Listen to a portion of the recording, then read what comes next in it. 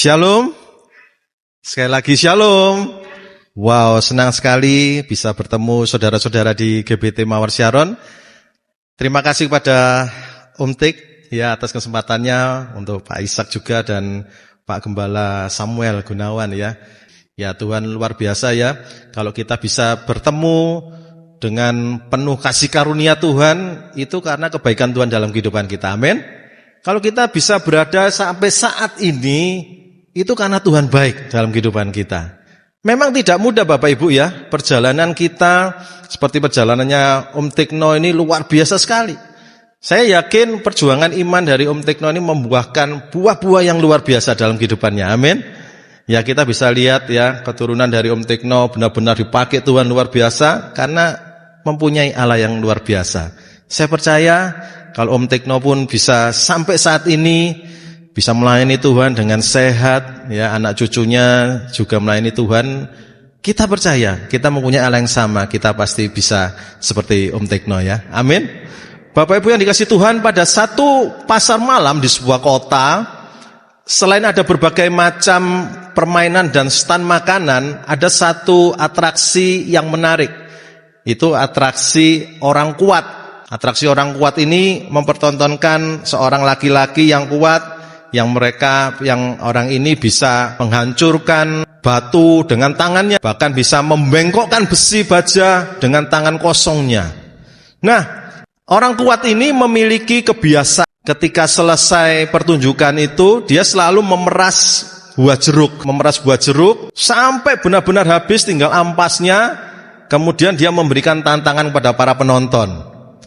Bapak Ibu, di tangan saya ini ada buah jeruk yang sudah saya peras habis, tinggal ampasnya. Siapa yang bisa memeras dan mengeluarkan ada satu tetes saja, maka saya akan memberikan hadiah yang besar. Wah, jelas Bapak Ibu ya, di pasar malam itu kan banyak penonton. Wah, mereka sama-sama, wah ya saya coba, maju mereka maju, coba diperas, wah sudah tinggal ampas. Mana bisa? Tidak bisa peras. Terus kemudian ada satu orang yang gagah perkasa, ya mungkin dia seorang binaraga, atletis, dia maju. Saya pasti yakin saya bisa.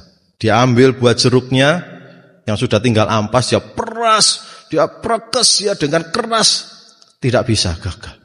Kemudian orang kuat ini berkata, oke, kalau gitu tidak ada yang bisa, hadiah saya simpan kembali. Tapi tiba-tiba ada ibu setengah baya kurus, dia mengacungkan tangan. Pak, boleh enggak saya coba? Baik Bu, silakan Ibu maju. Wah, penontonnya tertawa semua Bapak Ibu ya. Tadi sudah ada orang yang kuat, perkasa, yang badannya dempal, meres, gak bisa. Ini ada ibu yang setengah baya, kurus, mau minta naik coba. Wow, oke Bu, silakan Bu, dengan sedikit mengolok. Penonton pun juga tertawa. Wah, ibu ini bagaimana? Mana bisa? Dia naik Bapak Ibu. Dia coba pros, tidak bisa. Oke, katanya orang kuatnya gini. Saya kasih waktu ibu dah. Sampai ibu bisa enggak apa-apa. Coba aja sambil tertawa. Ternyata begitu dia coba terus, satu tetes berhasil menetes di meja pertunjukan. Seketika itu juga orang-orang penontonnya itu terdiam, terpenganga, dan berubah menjadi tepuk tangan yang meriah. Orang kuat ini kaget. Loh, kenapa kok bisa Bu? Bu, saya ini sudah melakukan pertunjukan ini banyak kali. Banyak orang yang sudah mencoba, tetapi gagal. Tetapi kenapa Ibu kok bisa? Rahasianya apa? Ibu ini dengan sabar, dengan tenang dia berkata, Nak, Ibu ini seorang janda, anak 5. Saya sudah terbiasa hidup penuh perjuangan. Saya ditinggal mati suami sudah lama dan saya harus menghidupi anak-anak saya. Jadi masalah untuk mengeluarkan tetesan dari tetesan terakhir itu bukan hal yang sulit bagi saya. Saya harus bertahan hidup, kadang harus melintas ke padang gurun dan sebagainya. Kekuatan yang Tuhan berikan kepada saya itu yang memampukan saya. Akhirnya ibu ini mendapatkan hadiah uang yang besar sehingga dia bisa menghidupi, melanjutkan perjuangan keluarganya. Bapak Ibu, pagi hari ini kita akan belajar dari pesan kebenaran firman Tuhan tentang perjuangan iman. Mari kita sama-sama baca di 2 Timotius 1 ayat yang ke-7. Ya, 2 Timotius 1 ayat yang ke-7. Sebab Allah memberikan kepada kita bukan roh ketakutan, melainkan apa Bapak Ibu? Roh yang membangkitkan kekuatan, terus kasih dan ketertiban. Saudara yang kasih Tuhan, pengiringan kita kepada Kristus ini bukan pengiringan yang tanpa tantangan.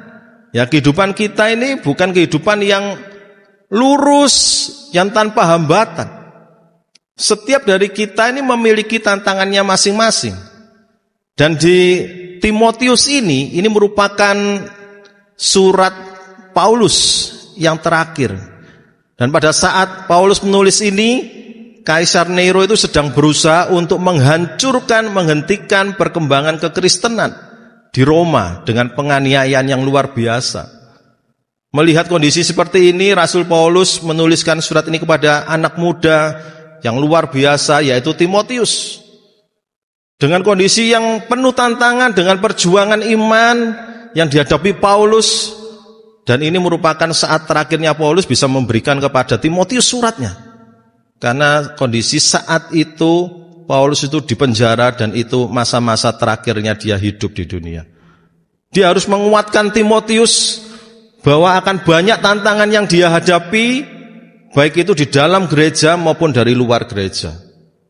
Dan ternyata Bapak Ibu, zaman kita sekarang tidak lebih baik bukan dari zamannya Paulus.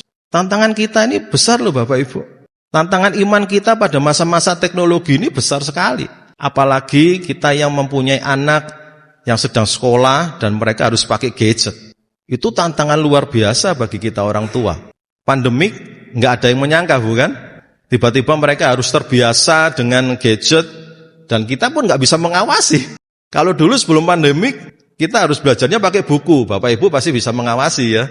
Paling tidak masuk kamar kita tahu buku-buku apa yang dibaca. Tapi kalau dengan gadget itu sulit tuh. Bahkan kita sulit untuk mendeteksi apakah anak ini sudah belajar atau belum. Kita pun mungkin orang tua agak gaptek Bapak Ibu ya. Terus mau lihat ini tadi belajar apa ya nggak tahu juga. Nah, perkembangan teknologi saat ini Bapak Ibu kita harus waspada. Inilah perjuangan iman kita pada saat ini. Aliran-aliran sesat, ajaran-ajaran sesat itu begitu vulgarnya. Mereka bisa mengajak via Instagram, via Facebook, via Twitter, bahkan langsung direct WhatsApp message kepada anak-anak. Inilah perjuangan kita. Tetapi di hadapan perjuangan-perjuangan yang kita hadapi ini, jangan takut. Karena ada Tuhan Yesus. Amin. Kita lihat tadi ya, di 2 Timotius itu. Kita ini bukan penakut. Sebab Allah memberikan kepada kita bukan roh ketakutan. Ya. Jadi yang pertama pesan Paulus adalah kita ini bukan penakut. Bapak Ibu, memiliki rasa takut itu wajar loh. Ya, memiliki rasa takut itu wajar. Yang tidak wajar adalah hidup dalam ketakutan. Bedanya apa? Rasa takut itu sebuah mekanisme pertahanan diri. Untuk apa? Untuk kita waspada. Jadi kalau kita berkata kepada anak, kamu jangan takut, kamu jangan takut. Sebetulnya bukan kamu jangan takut, tetapi ayo lebih berani. Karena kalau kita menghilangkan rasa takut, itu berarti kita menghilangkan mekanisme pertahanan diri untuk waspada. Kenapa kok ada orang yang sampai bisa sembrono? Ya karena dia nggak punya rasa takut. Tidak ada mekanisme pertahanan diri untuk waspada. Dan itu wajar. Tetapi hidup dalam ketakutan, itu yang tidak wajar. Kita ini tidak boleh dikendalikan oleh rasa takut. Kita yang harus bisa mengendalikan rasa takut itu. Karena Tuhan itu sudah membuktikan dirinya. Dia bisa mengendalikan rasa takutnya. Ketika Yesus berdoa di Taman Getsemani. Tuhan, kalau memang mungkin, lalukanlah cawan ini. Tetapi biarlah kehendak-Mu yang jadi. Itu Yesus menahan rasa takutnya. Ada rasa takut, tetapi rasa takut itu tidak melibatkan, tidak sampai mempengaruhi Yesus. Kalau Yesus terpengaruh dengan rasa takutnya, dikuasai rasa takutnya, maka mungkin Yesus pada saat itu tidak akan bisa menjalankan tugas penyelamatan. Tetapi justru itu Yesus menunjukkan bahwa roh yang ada dalam Yesus, dia yang memampukan untuk melawan rasa takut. Amin.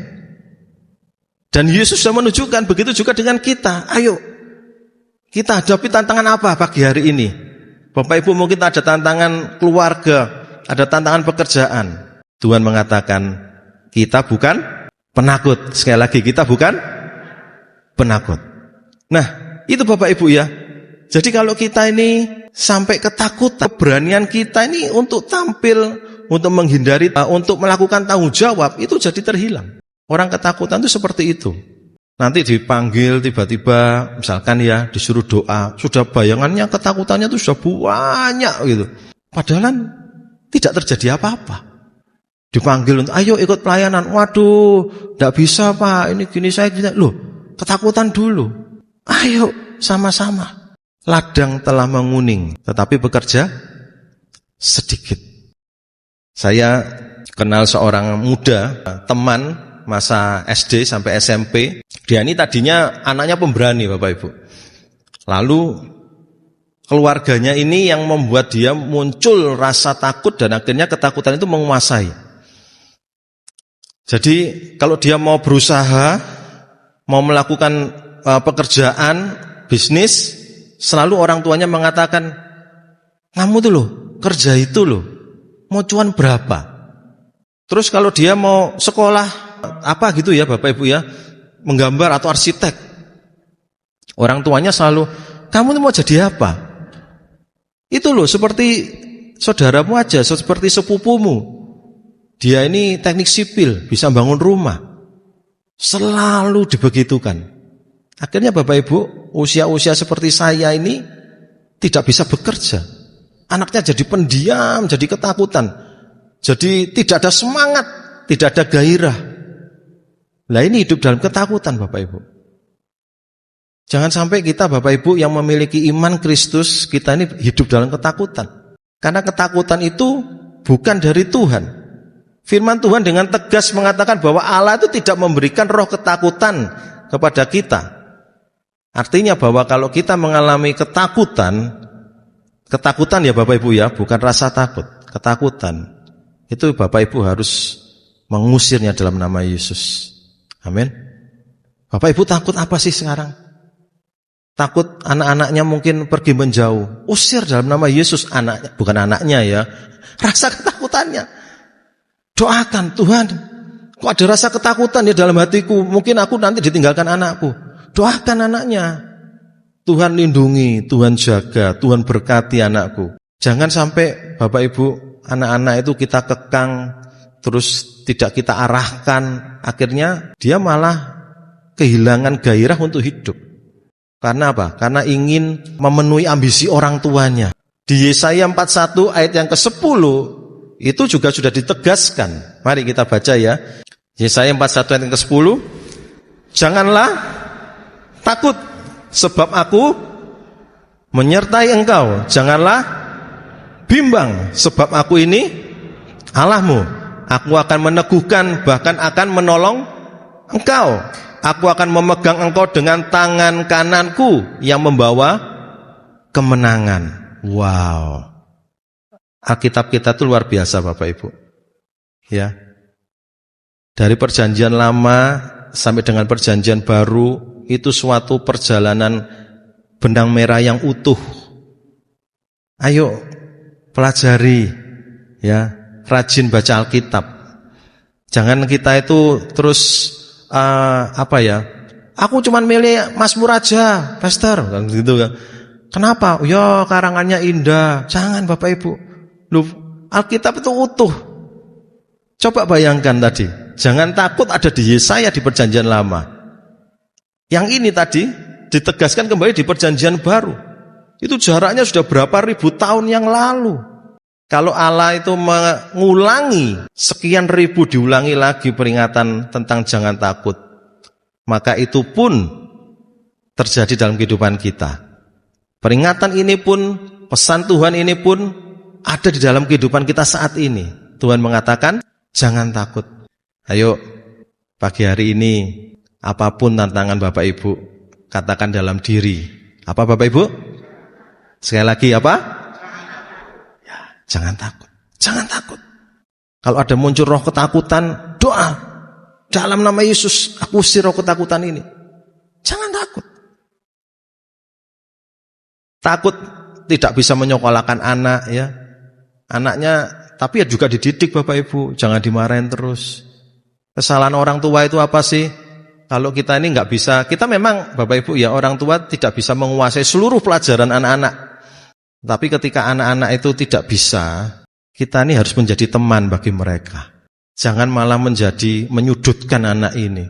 Saya punya pengalaman dengan orang tua sendiri. Dulu waktu SMP, orang tua saya itu, papa saya itu pandai sekali dalam hitung-hitungan. Matematika, fisika itu jago dia.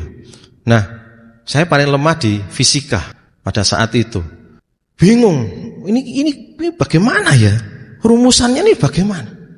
Terus karena tahu papa saya ini jago di matematika fisika, pulang sekolah saya tanya, Pak, ini loh Pak, Bani tidak bisa soal ini fisika. Mana soalnya katanya gitu. Wah seneng Bapak Ibu ya, masih gini ya, dapat jawaban. Terus dibaca, dijawab. Kamu itu di sekolahin gak tambah pinter, tambah goblok nyonyo. Dan gak dijawab, jawabannya cuma itu Bapak Ibu. Ya apa Bapak Ibu? Sejak saat itu bisa sakit hati loh saya. Gak mau tanya orang tua tentang pelajaran. Gak dijawab, malah digoblok no. Dalam hati saya gini, ya Pak kalau aku sudah pinter gak sekolah Pak. Justru masih goblok ini sekolah. Nah, jangan sampai Bapak Ibu kita ini menjadi musuh bagi anak-anak. Kalau anak-anak tidak bisa, at least kita bisa memberikan empati. Oh iya ya, gimana ya caranya ya? Coba dalami. Karena apa? Karena supaya anak ini tidak muncul roh ketakutan. Kalau anak ini muncul roh ketakutan, kita sulit loh. Kasihan anak ini kan? Anak kita, generasi kita ini kasihan. Kalau kita terus-terusan seperti itu. Belum lagi kasus-kasus LGBT. Ya, kita sudah dengar ada sekolah internasional yang sudah kurikulumnya masuk di situ, betul? Di podcast itu kan ada kan, sampai dia heran-heran. Waduh, kalau anakku tak masukkan di sini, itu seperti apa ini jadinya? Jadi kamar mandinya itu bukan hanya pria dan wanita, tetapi ada gender netral. Loh, kan bingung. Gender netral ini apa? Dan mereka begitu antusiasnya mengatakan bahwa loh, kita ini gender, nggak ada laki, nggak ada wanita. Kita ini semua spektrum. Spektrum itu seperti cahaya gini loh, nggak kelihatan. Jadi terserah kita mau mengaku kita ini pria, mau mengaku kita itu wanita, atau apa terserah kita. Hati-hati Bapak Ibu. Itu perjuangan iman kita. Tetapi percaya, kalau saudara semua itu sudah dilakukan dengan benar, kita memiliki prinsip kebenaran firman Tuhan, kita rajin ibadah, rajin doa, rajin baca Alkitab, maka Tuhan akan memberikan kemenangan besar dalam kehidupan saudara. Amin. Amin. Amin. Nah, kita masuk poin yang kedua. Kita baca tadi ya di 2 Timotius 1 ayat yang ke-7. Coba kita baca lagi. Sebab Allah memberikan kepada kita bukan roh ketakutan, melainkan roh yang membangkitkan kekuatan. Katakan membangkitkan kekuatan. Nah, apa sih maksudnya membangkitkan kekuatan ini? Kekuatan ini untuk melakukan keajaiban, kekuatan moral atau keunggulan jiwa. Ini dari kata dunamis ya, dinamit dulu. Boom, kekuatannya itu sampai sebegitunya. Beda ya, beda jauh ya. Tadi mengatakan roh yang ketakutan, yang kalau menghadapi apa-apa kita takut. Aku enggak mau, jangan aku gitu. Tetapi yang satu ini dikatakan kamu itu seperti dinamit, punya kekuatan yang besar, bahkan memiliki kemampuan untuk mengadakan mukjizat. Seorang yang memiliki kekuatan seperti ini, Bapak Ibu, tidak akan sampai hidup dalam ketakutan. Ya, perjuangan imannya itu akan menguat, ya akan selalu kuat dalam menghadapi godaan zaman. Tidak mudah meninggalkan iman kepada Kristus. Dan artinya apalagi Bapak Ibu? Kita ini memiliki apa? Keunggulan jiwa. Tadi PowerPoint-nya sudah keluar ya, ada tulisannya keunggulan jiwa bukan? Nah, kenapa? Gitu ya. Kekuatan ini begitu penting, diberikan roh kekuatan. Gini loh Bapak Ibu, firman Tuhan itu luar biasa. Kita itu ya, terkadang hanya berpikir tentang kehidupan masa kita saat ini. Benar? Padahal kita ini sudah memiliki jaminan keselamatan kekal, kehidupan kekal. Terus apa yang harus kita khawatirkan? Apa yang harus kita takutkan? Nah itu loh Bapak Ibu poinnya. Kita takut untuk melayani. Mungkin kita takut, waduh Tuhan nanti pekerjaanku tidak maju. Nanti aku tidak mendapatkan berkat Tuhan. Loh, jangan lupa. Kita ini ya Bapak Ibu, hidupnya tujuannya bukan di sini. Kehidupan kita pada ujungnya sudah di keselamatan kekal. Jadi ayo, jangan bingung dengan hal-hal yang duniawi. Ya tetaplah berusaha, tetaplah beriman. Nanti Tuhan pasti buka jalan. Hal-hal dunia itu perkara yang kecil bagi Tuhan. Hal kekekalan aja sudah Tuhan berikan, apalagi kebutuhan Bapak Ibu Saudara di tempat ini. Amin. Yakin, harus ada kekuatan. Kuasa yang ada dalam diri kita lebih besar dari kuasa yang ada dalam dunia. Ini loh, pegang kebenaran firman Tuhan. Yesus yang dulu sampai sekarang dan selamanya itu selalu sama kuasanya. Amin. Itu poin yang kedua. Tadi poin yang pertama apa? Kita bukan penakut. Yang poin kedua, kita punya kekuatan. Ya, poin yang ketiga, kita punya kasih. Ayo dibaca lagi 2 Timotius tadi. 2 Timotius 1 ayat yang ke-7. Ini sebuah rangkaian Bapak Ibu ya. Enggak boleh dipotong. Oh, kalau gitu aku kekuatan aja, enggak punya kasih.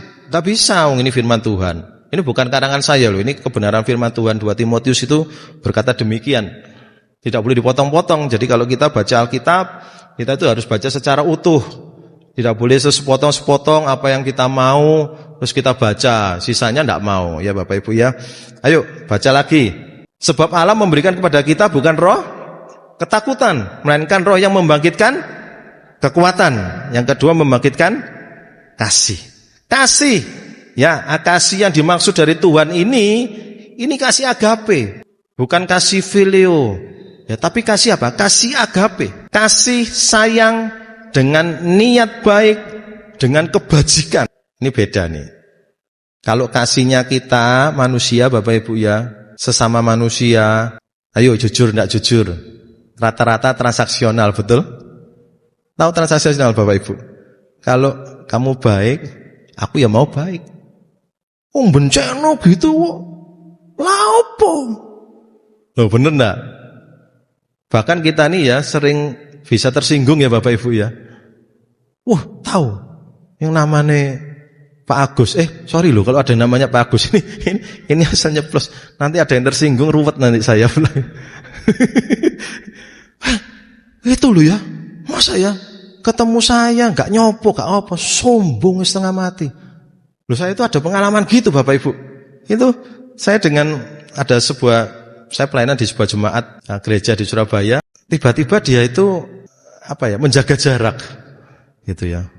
Asalnya jadi akrab, tiba-tiba jaga jarak. Ternyata saya selidiki, dia mengatakan gini, iya sombong soalnya. Masuk ketemu aku gak disopo. Oh ya Allah.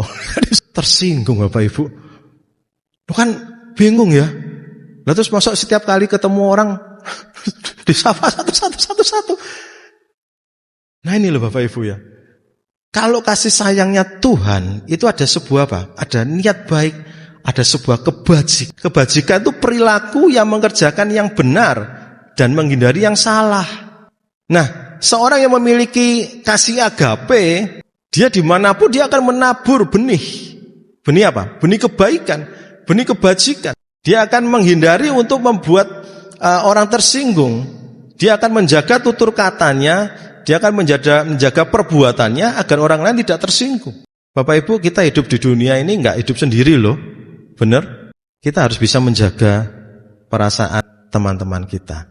Kita harus menjaga perasaan apa? Pasangan hidup kita. Jangan membanding-bandingkan. Suami kita dibanding-bandingkan dengan suaminya orang. Mungkin istri kita dibanding-bandingkan dengan istrinya orang. Nanti, anak-anak juga gitu loh. Nih, kamu tuh kok gak pinter kayak anaknya mama, konconnya mama, anaknya pinter. Belajar dulu, ulangannya 100. Kamu nih belajarnya suwe, ulangnya nilainya mepet. Jangan Bapak Ibu. Itu apa? Kita menabur benih kebencian pada anak ini loh. Perjuangan iman kita itu harus ada kebajikannya. Walaupun orang lain menyakiti Bapak Ibu, tidak boleh membalas. Itu nilai kebajikan. Ya sudah, kalau memang disakiti ya sudah.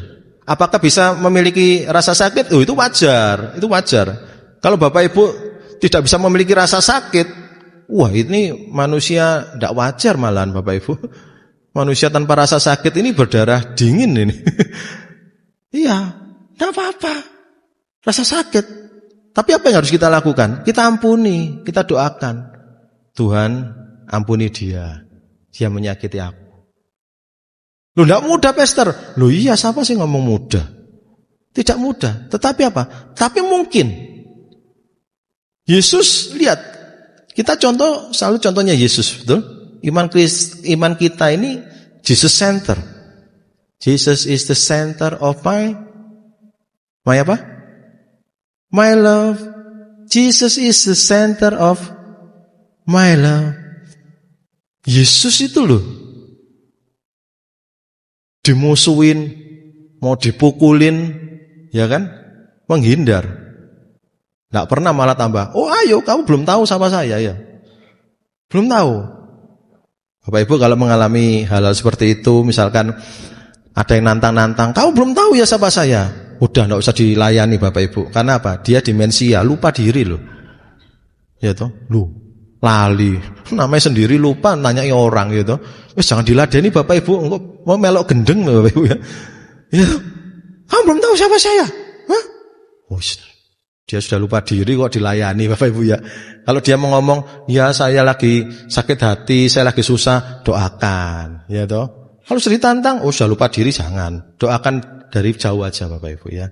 Galatia 6 ayat 7 sampai 9. Firman Tuhan mengatakan demikian. Jangan sesat. Allah tidak membiarkan dirinya dipermainkan. Karena apa yang ditabur orang itu juga yang akan dituainya. Ayat yang ke-9, janganlah kita jemu-jemu berbuat baik, karena apabila sudah datang waktunya kita akan menuai jika kita tidak menjadi lemah. Nah, saya teringat almarhum mama saya. Mama saya itu pelayan Tuhan yang luar biasa di GBPS, kemudian mama ini banyak membantu pelayanan-pelayanan juga di luar Bapak Ibu. Pesan mama itu pada saya gini, "Ban, pelayanan harus nabur benih. Jangan lihat gerejanya. Kamu dimanapun pelayanan, tabur kebaikan. Tidak boleh mudah tersinggung. Sering ampuni." Oh, harus nabur benih terus Bapak Ibu. Tidak mudah, tidak mudah. Nanti kita bicara, saya pernah Bapak Ibu ya, khotbah terus saya ini menirukan gayanya orang, saya masuk tangan gini, langsung dicap, contoh, pembicaranya sombong, tangannya masuk kantong terus, ya ampun, sampai sebegitunya loh.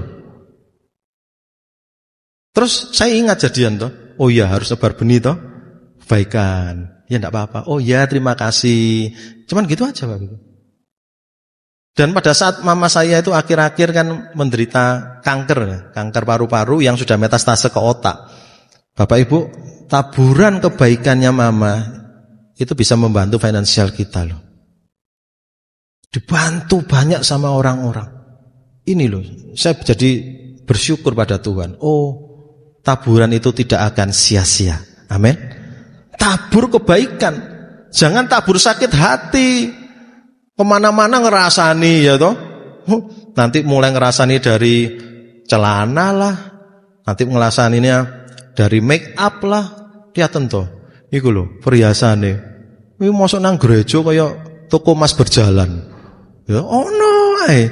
Sing dirasani itu ada. Di sanggule ngono. Gak kegeden ta sanggule iku. Lho Bapak Ibu ini ke gereja itu merhatiin sanggulnya orang apa merhatiin firman Tuhan? Jangan nebar benih kejahatan, jangan nebar sakit hati, tebarlah kebaikan, tebarlah sukacita. Amin. Coba katakan kanan kirinya, ayo tebar sukacita. Nah, gitu ya. Kalau ketemu kasih berkat, wah luar biasa ya kamu ya. Ya, Bapak luar biasa ya. Wah tambah seger aja ya. Jangan terus ketemu, oh si urip dah. Lah, nyopo kok si urip iki apa? Ya. Wah luar biasa ya, saya ketemu Om Tik. Wah luar biasa Om Tik ya. Om Tik jawabnya gini, bukan saya yang luar biasa, Tuhan Yesus yang luar biasa. Amin. Sama lo Tuhan Yesusnya, ya kan? Itu menjadi jawaban yang bisa kita contoh teladannya. Saya kalau ditanyaan teman, wah kamu tambah lama tambah kelihatan muda. Oh ya, karena sukacita Tuhan ada dalam kehidupan saya. Amin. Gitu dong. Itu jangan enggak lah, umur wis piro aku. Loh, kok malah dituwek-tuwekno ya toh? Kita tuh kadang salah konsep Bapak Ibu ya. Harusnya kembalinya kepada Yesus Kristus, tapi seringnya kita kembali pada diri sendiri. Ya Pak, Bu, sehat-sehat. Ya gak lah umur sakmene seloro kabeh, penyakitnya metu kabeh. Lu kok dimani gitu? Ya toh? Wis metu kabeh. Oh, trigliseride tinggi, ya toh? Terus kolesterolnya tinggi, diabetes tinggi, darah tinggi. Lho kok kayak harga barang pokok ae tambah tinggi. Melok harganya berambang wae. Nah, itu Bapak Ibu. Yang ketiga adalah kita ini punya kasih. Jadi kita tuh harus menabur kebajikan, kita harus menghindari yang salah dalam kehidupan kita. Poin yang terakhir. Ya, ini poin yang sangat ditunggu-tunggu jemaat, yaitu poin yang sungguhan ini. Ya, poin yang terakhir, ini sungguhan ini Bapak Ibu ya, walaupun masih ada 20. Ini kita ke 15. Enggak. Kita poin terakhir ya. Kita baca tadi 2 Timotius. Ayo, biar hafal. 2 Timotius tadi ya. Dikatakan apa? Apa Bapak Ibu? Ayo Bapak Ibu yang baca. Kekuatan, kasih, dan ketertiban. Oke, kita masuk ya. Ketertiban. Apa sih maksudnya? Ketertiban ini pengendalian diri. Ya. Ketertiban dalam berperilaku, dalam berpikir. Itu ada ketertiban. Luar biasa ya Tuhan itu ya. Yesus itu Allah yang tertib loh. Waktunya makan, murid-muridnya belum makan. Ayo kita istirahat, kita makan dulu. Benar? Waktunya istirahat, Yesus istirahat. Waktunya bekerja pelayanan, Yesus all out. Bagaimana dengan kehidupan saudara dan saya? Ketika kita ibadah, lihat gini. Ini jam piro ya? Jam 7.27. Mari gini, mulai gurung buka Ren. Nanti sampai mall jam 10 sih, melayu nang ndi yo. Lu di gereja lu bisa mikir gitu loh. Ayo bener enggak? Bener? Lu gak ada yang jawab. Berarti semua gitu dong. Siapa yang begitu angkat tangan? Wih, gak ada yang angkat tangan. Luar biasa ya. Jangan-jangan memang begitu gitu. Ayo. Ketika kita di gereja ya konsen dulu. Ya. Itu ketertiban loh. Dalam berperilaku, dalam berpikir. Ketika kita melayanan, konsen dengan penuh. Jangan terus mikirin, waduh, jemuranku wis tantas belum ya? Waduh, ini pelayanan masih mikirnya kemana-mana. Konsen, fokus. Waktu memuji Tuhan, wah, tadi ayo lambaikan tangan. Ya, WL-nya gini, wah, presiden worship-nya luar biasa, tim musiknya luar biasa. Coba kita berikan tepuk tangan untuk mereka. Ya, pelayanan Tuhan yang luar biasa ya. Ikuti juga Bapak Ibu. Jangan terus diam gini. Lu ikuti, lu ini saatnya kita apa? Fokus. Lu kita ibadah lo Bapak Ibu. Setiap hari enggak? Enggak ya? Paling apa? Hari apa Bapak Ibu? Paling banyak berapa hari ayo Bapak Ibu? Yang seminggu sampai 4 kali, boleh angkat tangan? 4 kali ibadah, ayo seminggu 4 kali. Nanti dapat hadiah lo dari Om Tik. Lu ketawa Om Tik. Yang seminggu 5 kali, tambah tidak ada. Seminggu 6 kali, tidak ada ya. Yang setiap hari, Nah, terus Bapak Ibu hari apa ibadahnya? Tawa. Hari Minggu ya. 1 jam mungkin ya, rata-rata ya. Kita ambil average ya, rata-rata 1 jam. 2 jam lah. Bayangin Bapak Ibu, kita ya diberikan Tuhan 7 hari dalam seminggu. 7 kali 24 jam. Masa Bapak Ibu 2 jam itu tidak bisa tertib berpikir untuk fokus pada Kristus? Masa dalam 2 jam kita tidak berpikir untuk memuji Tuhan dengan sungguh-sungguh? Masa dalam 2 jam kita tidak berpikir untuk bisa berdoa dengan baik? Itu perjuangan iman. Itu perjuangan iman Bapak Ibu. Jadi perjuangan iman itu bukan hanya naik jabatan, terus kita harus meninggalkan iman. Itu perjuangan iman Pak. Enggak. Termasuk di gereja ketika Bapak Ibu duduk di tempat ini, itu perjuangan iman. Tidak boleh terpancing emosi ya.